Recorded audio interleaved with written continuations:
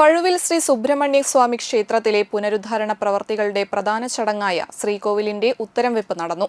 രാവിലെ വിശേഷാൽ പൂജകൾക്ക് ശേഷം തന്ത്രി ചെറുകുന്നമന വിഷ്ണുനാരായണൻ നമ്പൂതിരിയുടെ മുഖ്യ കാർമ്മികത്വത്തിൽ ശ്രീകോവിലിൽ സ്ഥാപിക്കാനുള്ള ഉത്തരത്തിന്റെ പൂജ നടന്നു.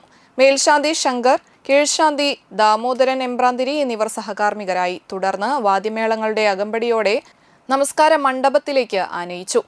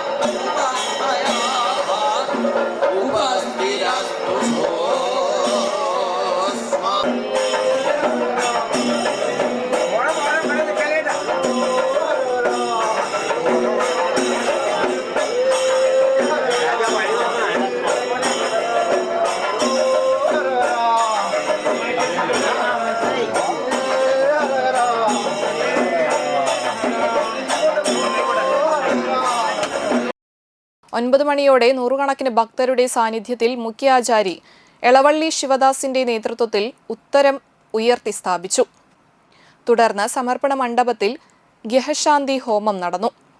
ഉച്ചയ്ക്ക് പ്രസാദകൂട്ട്, വൈകിട്ട് വാസ്തുപൂജ, ഭഗവത് സേവ എന്നിവയുമുണ്ടായി. ദേവസ്വം ഓഫീസർ PU നന്ദകുമാർ, ഉപദേശക സമിതി president PH Devidas, secretary MN Subrahmanyan, treasurer EC Anil, Mathruvedi president Vijaya Prabhakaran, information officer Thulasi Mohanan, സമിതി അംഗങ്ങൾ, മാതൃവേദി പ്രവർത്തകർ, ക്ഷേത്രം ജീവനക്കാർ എന്നിവർ ചടങ്ങുകൾക്ക് നേതൃത്വം നൽകി. ശ്രീകോവിൽ, കൊടിമരം, നമസ്കാര മണ്ഡപം, ഉപദേവന്മാരുടെ ക്ഷേത്രങ്ങൾ, നടപ്പുര, ചുറ്റമ്പലം, അമ്പലക്കുളം, ദേവസ്വം ഓഫീസ്, ഊട്ടുപുര, ഗോപുരം, ചുറ്റുമതിൽ എന്നിവയാണ് പുനരുദ്ധാരണത്തിന്റെ ഭാഗമായി നവീകരിക്കപ്പെടുന്നത്.